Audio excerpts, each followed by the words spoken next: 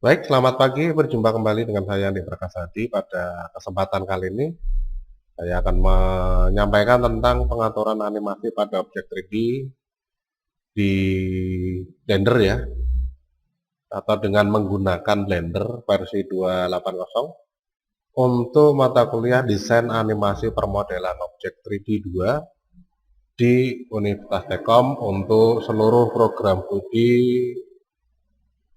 S1 desain grafis ya. Baik, pada pengaturannya di dalam membuat animasi, di sini nanti perlu kita lakukan beberapa setting ya. Perlu kita lakukan beberapa setting di dalam rendernya supaya nanti bisa berjalan seperti yang kita inginkan ya. Kalau saya di dalam membuat animasi biasanya dengan komputer saya ya. Untuk mata kuliah ini, khususnya untuk mata kuliah ini, itu saya setting dengan ukuran kecil. Karena apa? Karena kemampuan alatnya terbatas. Sehingga supaya bisa berjalan sesuai dengan yang diinginkan dan bisa baik hasilnya, rendernya tidak terlalu lama, maka di situ perlu adanya beberapa pengaturan atau beberapa perubahan setting di dalam Blendernya ya. Nah, nanti kita lihat sama-sama. Baik, saya ingatkan kembali bagi yang belum presensi, silahkan bisa presensi di dalam Syakat supaya kehadiran Anda pada kesempatan pagi hari ini di dalam mata kuliah desain animasi permodelan objek 3D 2 itu tercatat ya. Oke, selanjutnya kita bahas saja ya, atau kita mulai saja pembahasannya. Selamat menyaksikan, selamat mengikuti, semoga mudah dipahami dan mudah dicoba.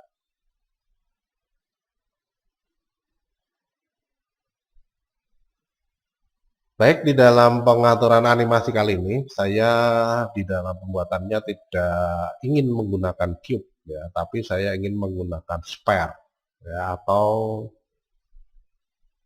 bola ya, objek bola.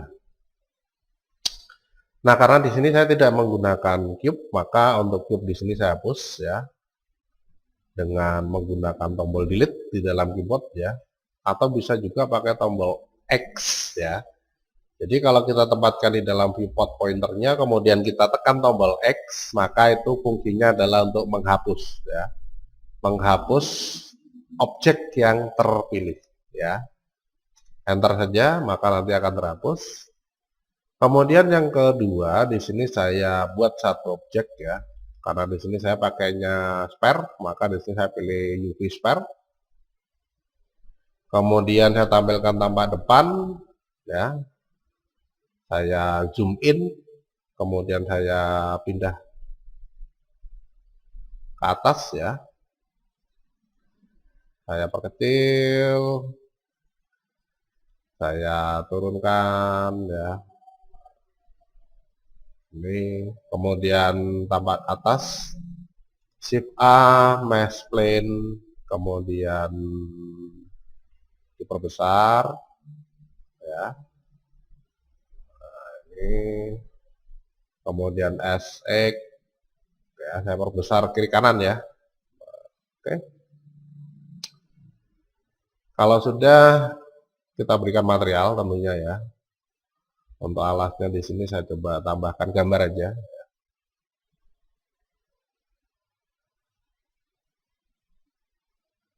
Ya, jadi sudah muncul.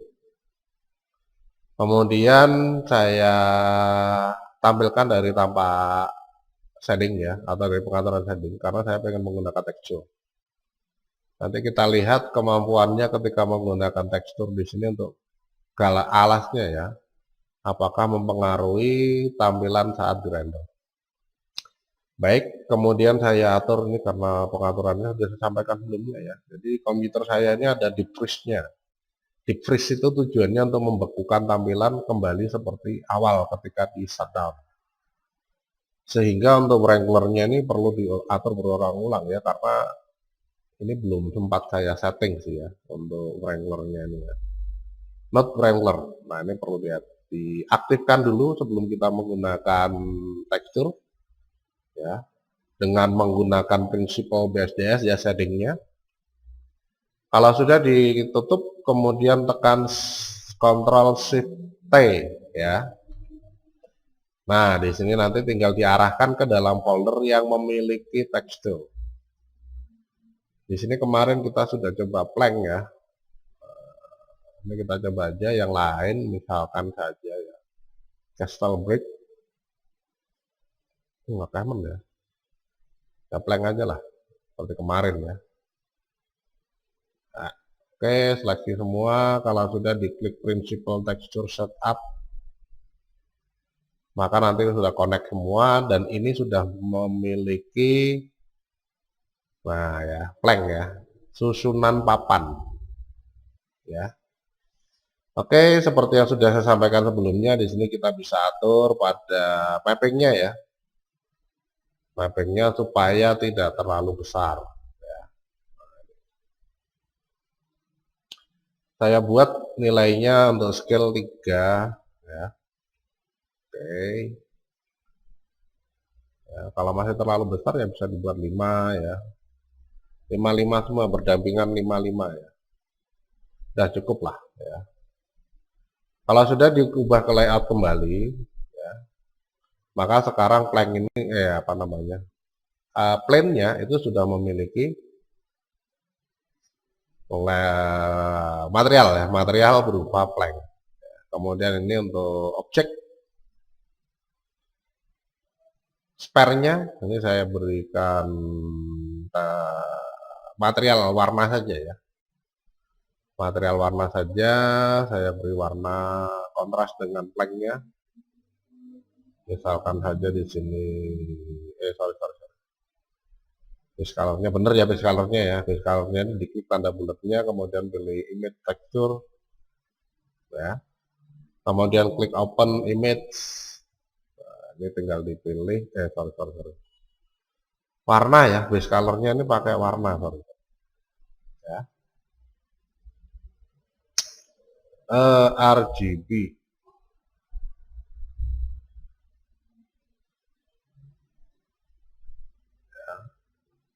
Ya, kasih warna oranye aja lah ya.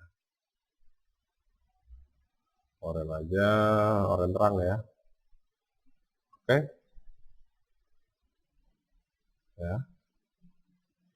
Kemudian di tab select all ya, assign dah ya. Ini sudah berwarna oranye terang ya, materialnya. Nah, kalau sudah kemudian tekan 0 untuk melihat tampilan kameranya ya, kamera view-nya. Ya. Oh, tampilan kamera view-nya kayak gini, misalkan ya 0. Nah, ini mau diatur ya. Penampakannya ini tinggal kita tekan N untuk mengunci kameranya ya, pakai view. Kemarin sudah saya sampaikan. Lock kamera to view-nya diaktifkan ya. N lagi untuk menutup. Nah, dari sini kita bisa atur mau ditampilkan dari mana, dari sini ya. Nah, dari belakang ke depan lah, bergerak maju. Red. Atau kalau mau ditampilkan tampak depan ya tinggal ditekan 1 aja. Ya. Nah, 1 ini kemudian kita gunakan layer 0. Ini bisa diputar gini sih ya. Nah, ini tampak depan. Ya.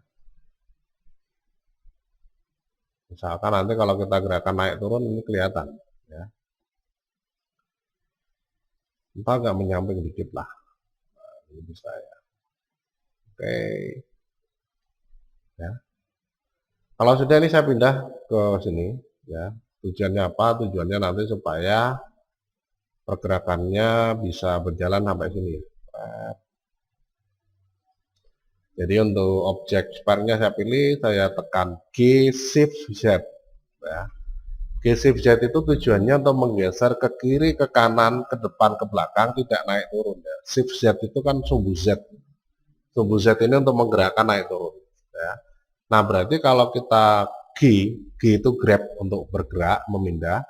Ya, kita G kemudian tekan Shift Z berarti menggerakkan dengan meninggalkan atau tidak mengikut sertakan pergerakan ke atas ke bawah. tidak mengikut sertakan pergerakan sumbu Z, ya. Itu G shift Z, ya. Nah, ini kalau saya geser ini cuma bergeser ke kiri, ke kanan, ke depan, ke belakang aja ya. Nah, jadi tidak bergerak ke atas ke bawah, ya. Kalau sudah diklik, ya, sudah selesai. Nah, kemudian kalau sudah, kemudian tinggal kita animasikan ya. Bergerak maju gini ya, atau bergerak mundur ya, bergerak naik turun ya. Gitu. Ini ke sini, ke sini, ke sini misalkan bisa aja ya. Nah, untuk menganimasikan di sini nanti kita tinggal buka ini ya, playback. Ini namanya adalah timeline ya. Kita buka timelinenya, ya, ini dinaikkan ke atas.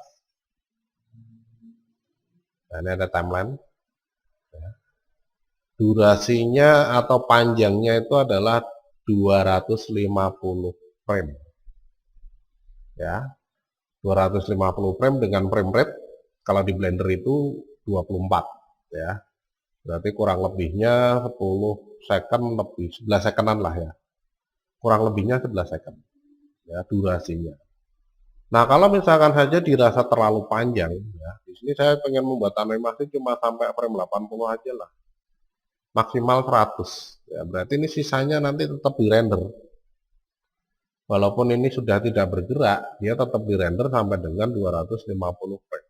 Nah, itu perlu diatur ya. Itu perlu diatur supaya bisa sesuai dengan jumlah frame yang kita inginkan. Ya. Kemudian di dalam Blender itu secara otomatis dimensinya itu adalah 1920 dikali 1080 ya, full HD. Nah, kalau komputernya nggak kuat ya, nggak kuat mengakomodir ukuran HD, maka nanti akan terjadi gerakan yang patah-patah atau bahkan crash ya, nggak bergerak sama sekali, hang. Komputernya nggak mampu ya, memorinya terlalu penuh mungkin ya. Nah, itu bisa terjadi, oleh sebab itu ini perlu disetting ya. Nah, untuk mengatur settingnya, yang pertama di sini kita atur dimensinya dulu ya. Apa namanya? Ini samplingnya dulu. Sampling ini seperti yang kemarin sudah saya singgung, ini adalah sampling untuk banyaknya istilahnya kayak pixel ya, kotak-kotak yang di rendering. Jadi pada saat merendering satu layar, ini tidak bisa langsung jeget di rendering semua enggak, tapi per blok ya. Nah, per blok. Nah, di sini ada 64 blok istilahnya ya. 64 blok untuk samplingnya. Nah, ini kalau mau dikurangi itu bisa. Jadi nanti yang kalau 64 blok itu kotaknya atau pengaturan rendernya sekian ya, blok yang dirender sekian. Kalau cuma 32 berarti yang dirender nanti ya, lebih besar. Ya. Kalau lebih besar itu berarti lebih cepat, cuma hasilnya kurang detail. Ya, kayak pixel lah ya, kayak pixel. Gitu. Oh, coba ini dulu aja sesuai defaultnya ya, nggak apa-apa. Ya, kalau mau diubah bisa. Ini misalkan 32, 16 separuhnya misalkan 8 boleh ya. Tapi tidak diubah pun nggak masalah ya. Nah, ini kalau mau dicoba dulu nanti berapa lama waktunya ketika kita menggunakan sampling standar dari Blendernya ya. Nah, itu yang kedua nanti bisa diatur dari sampling ini ya. Ini yang pertama dari tools yang kedua ya, namanya adalah kontak render ya, kontak rendernya. Kemudian yang kedua adalah kontak output. Nah, output ini berhubungan langsung dengan dimensi dan durasi ya. Jadi ini dimensinya dikurangin aja. Kalau saya biasanya untuk animasi kalau menyampaikan materi ya itu 640 kali 320. Jadi 640 320 itu ukurannya kecil videonya. Tapi dia menggunakan perbandingan lebar dan tinggi itu sama dengan layar HD ya. Perbandingannya adalah 16:9 ya. Jadi tidak menggunakan perbandingan layar SD ya, standar density. Tapi menggunakan perbandingan HD, high density. Jadi ini seperti layar lebar. Kalau yang SD itu 640 480 ya. Kalau mau lebih besar lagi bisa pakai 720 ya. 720 dengan tingginya itu adalah 405. Ini sama dengan dimensi HD ya. Gitu. 640 aja lah kita coba dulu. Yang penting ini lancar ya nanti ya. 640 320 320. Oke. Ya. Kemudian yang berikutnya ada start frame dan end frame. Nah, ini start frame dan end frame-nya ini bisa diubah. Kalau butuhnya maksimal 100 ya ini diganti aja ke 100. Jadi biar tidak banyak frame yang tidak terpakai ikut render ya. Kemudian frame rate-nya 24 seperti yang sudah saya sampaikan tadi di dalam Blender secara default ya. Kalau mau diganti ke 25 atau 30 frame silahkan ya. 60 frame silahkan ya kalau komputernya mampu.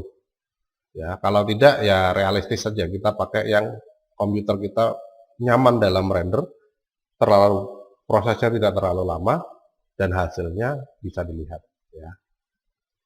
Kalau sudah ini bisa di scroll untuk memperbesar tampilannya. Jadi untuk mendetailkan tampilan timeline ini bisa kita scroll. Jadi kalau di scroll mundur ya, di scroll mundur ini nanti tidak detail ya. Dari frame 1, 50, 100. Kalau kita scroll maju, ini lebih detail. 1, 5, 10, 15, sampai dengan 100. Ya. Jadi kalau pengen detail menempatkan keyframe-nya, nanti bisa menggunakan scroll-nya. Ya. Nah, ini di dalam pengaturannya. Ya. Nah, kalau sudah, yang berikutnya adalah output. Jadi ini masih sama ya, di dalam konteks output itu yang pertama kita atur dimensionnya, kemudian yang kedua kita atur outputnya. Nah, outputnya ini untuk penyimpanan dalam folder TMP ya, TMP, di C TMP, di Blender. Ya. Kalau mau diganti ya tinggal diklik aja open file browse-nya ya. Nah, open file browse-nya ini tinggal diklik, ini tinggal diarahkan ke folder yang diinginkan. Misalkan di My Document aja ya, silakan ya. Di folder CTMP saja silakan ya. Nah, ini defaultnya di sini. Kemudian yang berikutnya adalah file format. Nah, file formatnya ini kalau PNG, ketika kita render nggak akan mau menjadi movie ya. PNG gambar ya. Nah, ini harus diubah ke AVI JPEG. AVI JPEG ini berarti format filenya AVI, tapi nanti sudah dikompres gambarnya, videonya ya. Videonya sudah dikompres, jadi ukurannya nggak terlalu besar. Kalau AVI RAW ini formatnya AVI, tapi tidak dikompres. Ya. AVI JPEG aja, biar nggak terlalu besar hasilnya. Kemudian yang berikutnya, udah, ya, udah. Nah, kemudian kalau sudah, ini sudah diatur semua, yang berikutnya tinggal kita render. Kita gerakkan ya, kita gerakkan. Kita animasikan ya. Nah, untuk menganimasikan di sini nanti tinggal kita setting keyframe-nya ya. Setting keyframe-nya itu dengan menekan tombol I ya. Nah, ini ada insert keyframe menu ya. Menekan tombol I ya, insert. Nah, insert keyframe menunya di sini nanti ini kita bisa tentukan ya. Apakah yang mau di lock ketika diatur keyframe-nya ini adalah location, rotation dan scale, atau location saja, atau rotation saja, atau apalah, ini sih tinggal ditentukan ya. Jadi ketika kita buat keyframe yang di lock itu nanti, maksudnya di lock itu gini, ketika nanti kita geser itu bisa muncul keyframe secara otomatis ya. Atau ketika kita pilih itu nanti akan muncul secara otomatis dan posisinya itu nggak bisa tidak berubah ya. Nah, itu di lock. Ya, kita lock ketiga-tiganya ya. Kita berikan keyframe untuk location, rotation dan scale ya. Kita insertkan keyframe untuk location, rotation dan scale. Nah, ini nanti akan muncul ya. Itu. Nah, kalau sudah, kemudian kita geser, ini untuk menentukan keyframe kedua, untuk pergerakan kedua ya, misalkan dari 0 sampai 40. Ya, bergerak kemana? Naik. Ya, naik berarti ini bisa diatur GX dulu. GX ini maju ya, ke arah sumbu X. Kemudian kalau sudah, kita naikkan GZ ya. GZ ke arah sumbu Z. Nah, itu bukan berarti gerakannya nanti gini, dua gerakan ya, tapi dia akan naik langsung, flat ke sini ya. Kenapa seperti itu? Karena ini ada satu keyframe saja. Ya, jadi satu keyframe itu nanti posisi awal, keyframe yang kedua ini posisi berikutnya. Kalau posisinya di sini, berarti dari posisi awal itu dia geraknya naik langsung. Ya. Tekan I lagi, kemudian kita klik location, rotation, dan scale. Ya.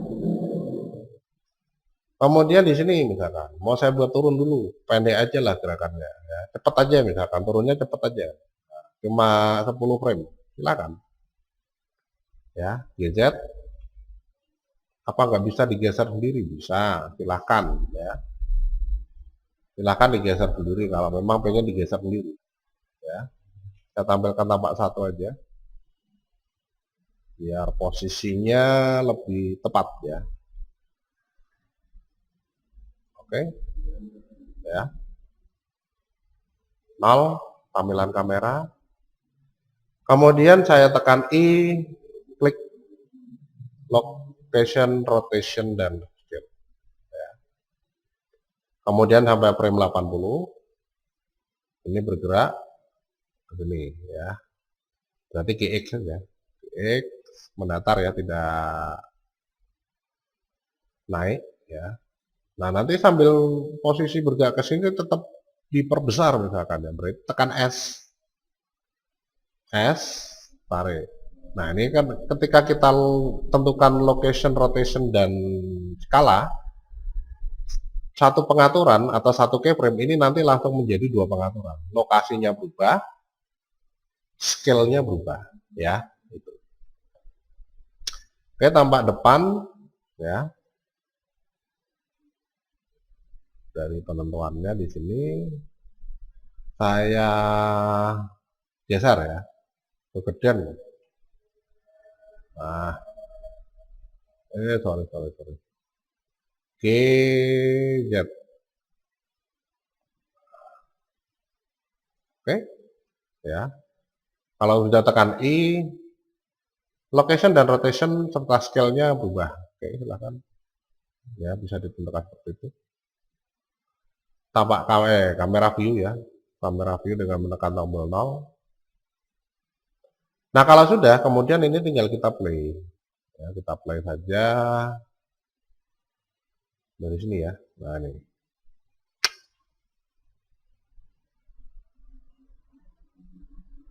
Nah, ya.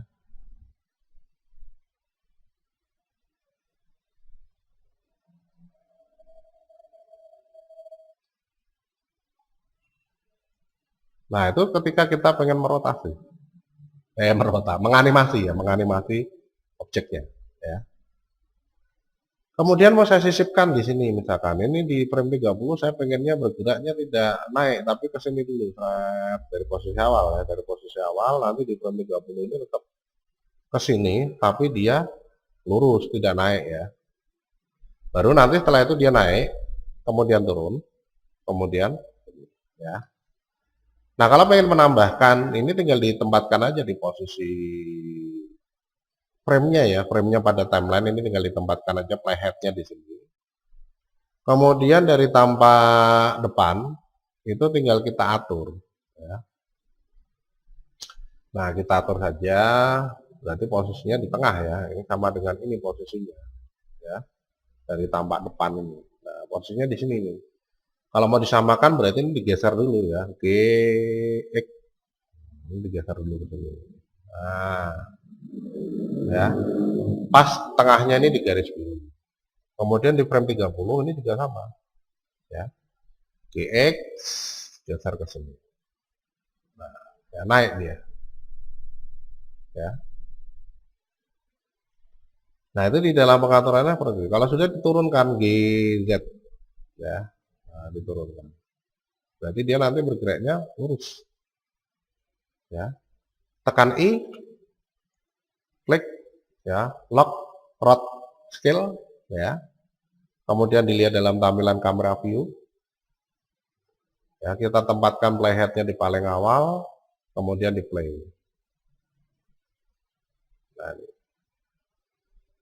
Nah, naik ya, turun. Nah, ini untuk mengatur animasinya sudah ini sudah jadi animasinya ya. Nah, seperti itu saja. Jadi cukup simpel ya. Di dalam mengatur animasi di sini cukup simpel. Ya, sama seperti di dalam objek atau editing of video ya. Editing video di dalam software-software lain ya. Jadi kita tentukan aja keyframe-nya. Cuma menentukan keyframe itu di dalam viewport dengan menekan tombol I. Nah, ini nanti kita definisikan ya insert keyframe menu ini ya. Yang mau dikunci atau yang mau dijadikan keyframe itu nanti yang mana? Ya.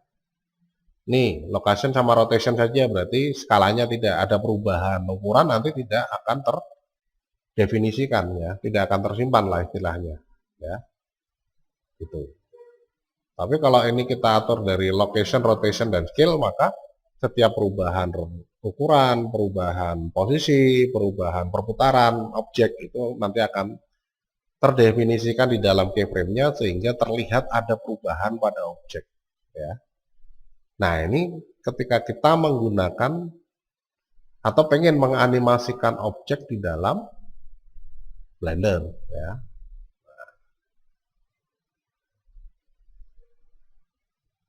Ya, sekarang kita render. Ya. Sorry. Nah, untuk render di sini nanti kita bisa menggunakan render. Nah, nanti ada dua ya, ada render image ini pakainya F12. Jadi kalau kita tekan F12 itu bisa merender tapi jadinya gambar, ya. Bisa juga dengan menggunakan F12 tambah tombol kontrol. Ya, jadi kontrol F12. Ini untuk merender animasi. Ya, jadi pakai menu render animation bisa, pakai tombol kontrol F12 juga bisa. Baik, untuk merender nanti ini bisa menggunakan dua perintah tersebut ya. Untuk gambar F12, untuk animasi kontrol F12 ya. Nah, di sini kenapa untuk tampilan kamera saya matikan dulu karena sebelum render ya, karena di sini supaya terlihat ya pengaturannya. Tadi di sini belum sempat terlihat karena tertutup foto ya. Jadi di dalam pengaturannya ini ada output ya. Output itu yang pertama untuk foldernya di sini. Untuk yang kedua format filenya ya. Format filenya ini harus diubah ke AVJPEG. Jadi diklik aja panahnya. Nah, ini diubah ke AVJPEG ya. Nah, itu kemudian nanti untuk render tidak saya munculkan suaranya ataupun fotonya ya karena biar tidak patah-patah karena nanti ini hasilnya tetap patah-patah ya. Hasilnya tetap patah-patah. Oke, saya tekan Ctrl F12 untuk mulai merender ya. Nah, ini sudah mulai proses rendering.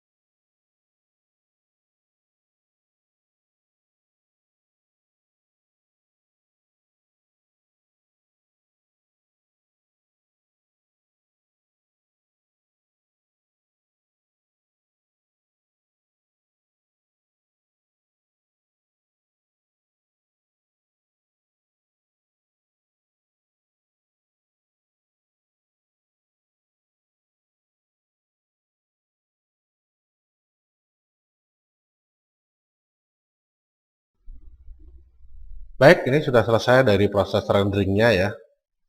Kemudian kalau sudah, ini ditandai dengan perubahan posisi pada playback ya. Jadi dari tadi berjalan, dari 1 sampai 100, kemudian ketika sudah selesai berhenti dan balik ke 1, itu berarti sudah selesai ya. Nah kalau sudah selesai, ini kita tutup saja. Nah berarti ini sudah selesai ya dalam proses rendering animasinya. Kemudian bisa kita lihat hasilnya di dalam folder tempat hasil rendering ya, yaitu di C temporary ya, CTMP ya.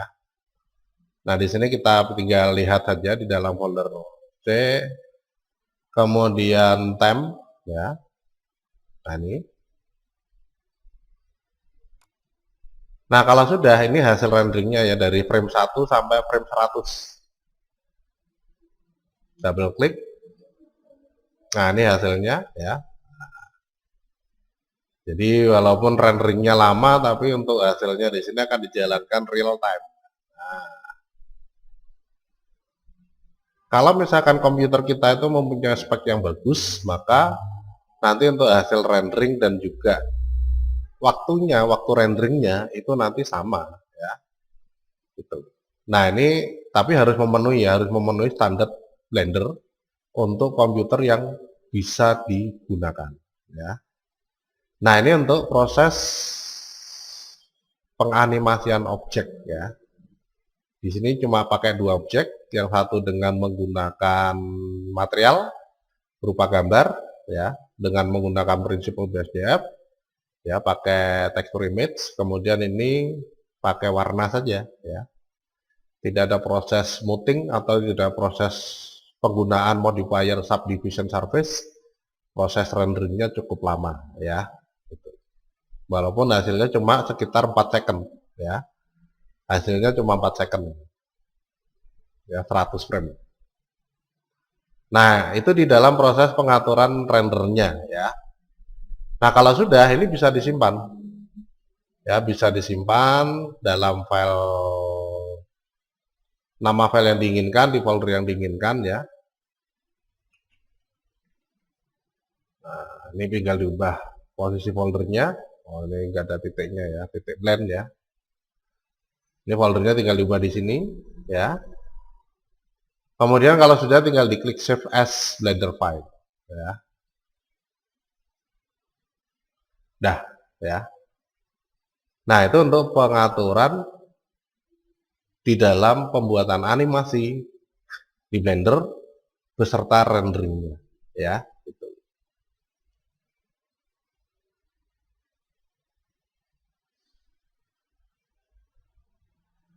Baik, saya kira itu yang bisa saya sampaikan untuk mata kuliah desain animasi permodelan objek 3D Object 2 di Universitas Tekkom ya, untuk pembahasan tentang pengaturan animasi pada objek 3D.